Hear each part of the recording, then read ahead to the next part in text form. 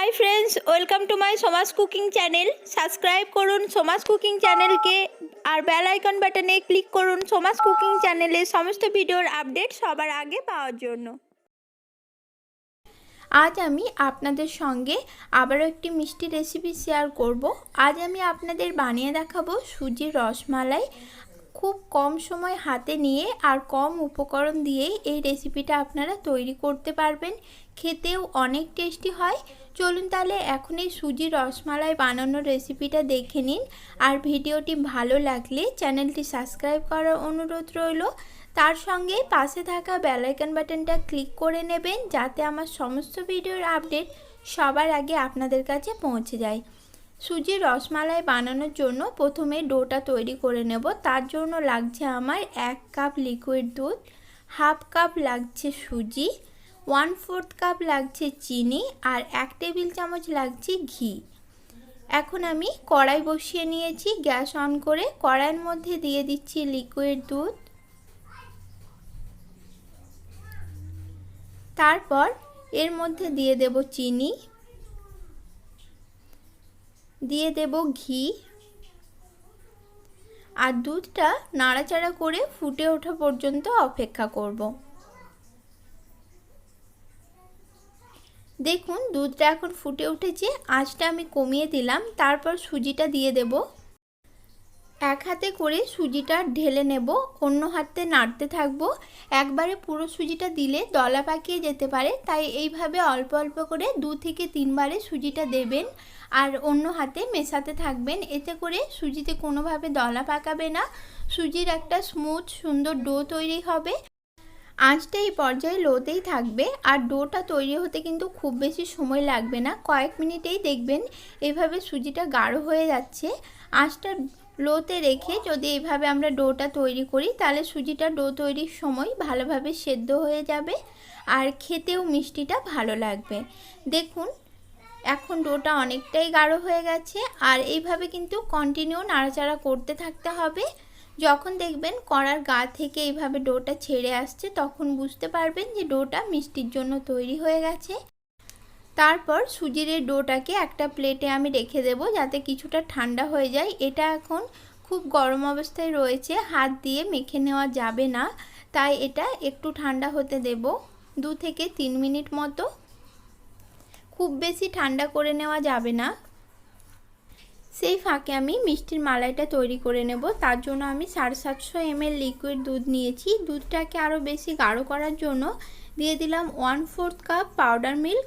এটাকে এখন ভালোভাবে মিশিয়ে নিতে হবে।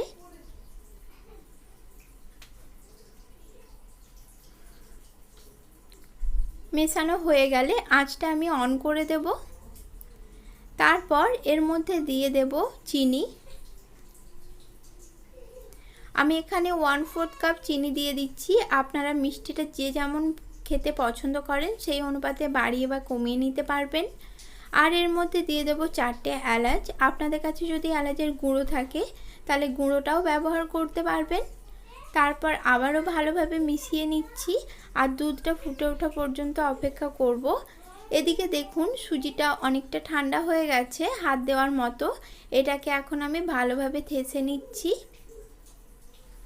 যদি থাসার সময় মনে হয় সুজিটা হাতে একটু লেগে যাচ্ছে তাহলে অল্প করে হাতে ঘি লাগিয়ে নিতে পারেন। এখন আমি সুজিটা দেখুন স্মুথ একটা ডো তৈরি করে নিয়েছি। এদিকে দেখুন দুধটা ফুটে উঠেছে, এখন ভালোভাবে নাড়াচাড়া করে নিচ্ছি। তারপর আঁচটা কমিয়ে দেব যাতে দুধটা উতলে না পড়ে যায়। আর এভাবে দুধটা এখন আমি ফুটতে দেব আর সেই ফোটার ফাঁকে আমি মিষ্টিগুলো বানিয়ে নেব। তবে আঁচটা খুব বেশি কমিয়ে রাখা যাবে না, এমনভাবে কমিয়ে রাখতে হবে যাতে দুধটা উতলে না কড়া থেকে বাইরে পড়ে যায়।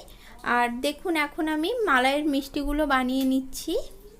তার জন্য হাতে অল্প করে একটু ঘি লাগিয়ে নিলাম। তারপর খানিকটা ডো তুলে এইভাবে হাতে চাপ দিয়ে আমি হালকা করে একটু লম্বাটে শেপ দিয়ে নেব। আপনারা চাইলে এখানে গোল আকারেরও শেপ দিতে পারেন। আমি এইভাবে বানিয়ে নিচ্ছি। এইভাবে সবকটা মিষ্টি আমি বানিয়ে নেব। আর এই মিষ্টি বানানোর ফাঁকে দুধটা 2 থেকে 1 বার নেড়ে নিতে হবে হাতা দিয়ে, যাতে তলায় কোনোভাবে লেগে না যায় বা সর না বসে।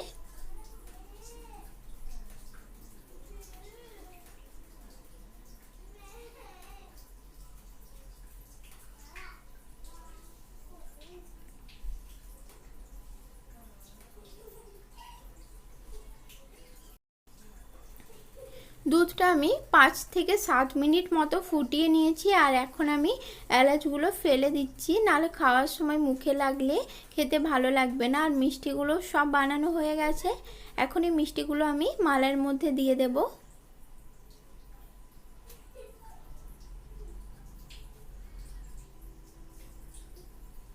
মিষ্টিগুলো দুধে দেওয়ার পর কিন্তু কোনোভাবে ফেটে যাওয়ার সম্ভাবনা নেই, তবে আলতোভাবে নাড়তে থাকতে হবে। আর এই সময় আঁচটা একটু বাড়িয়ে দিতে হবে, যাতে ওপর থেকে দুধটা ফুটতে থাকে। একদম কমিয়ে রাখা যাবে না, ঠিক এইভাবে দেখুন। আর মাঝে মাঝে হাতা দিয়ে এইভাবে নাড়তে থাকবেন। এইভাবে 5 মিনিট মতো আমি হতে দেব। ঠিক এইভাবেই যেন দুধটা ফুটতে থাকে সেদিকে খেয়াল রাখতে হবে। আপনার এই রেসিপিটা অবশ্যই একবার বাড়িতে বানিয়ে দেখবেন এটা খেতে অনেক টেস্টি হয়, আপনাদেরও ভালো লাগবে। এখন দেখুন মালাইটা অনেকটাই গাঢ় হয়ে গেছে, এর চেয়ে বেশি আর গাঢ় করব না, কারণ এটা যখন ঠান্ডা হয়ে যাবে তখন মালাইটা কিন্তু আরও অনেকটাই গাঢ় হয়ে যাবে। তাই এই পর্যায়ে গ্যাসটা অফ করে আমি ঠান্ডা করে নিচ্ছি। দেখুন এখন ঠান্ডা হয়ে গেছে আর মালাইটা কতটা গাঢ় হয়ে গেছে, খেতে বেশ মজার হয়েছে। এখন একটা সার্ভিং বলে আমি সার্ভ করে নিচ্ছি। আপনারা রেসিপিটা বাড়িতে তৈরি করুন, কেমন হয়েছে আমাকে অবশ্যই জানাবেন।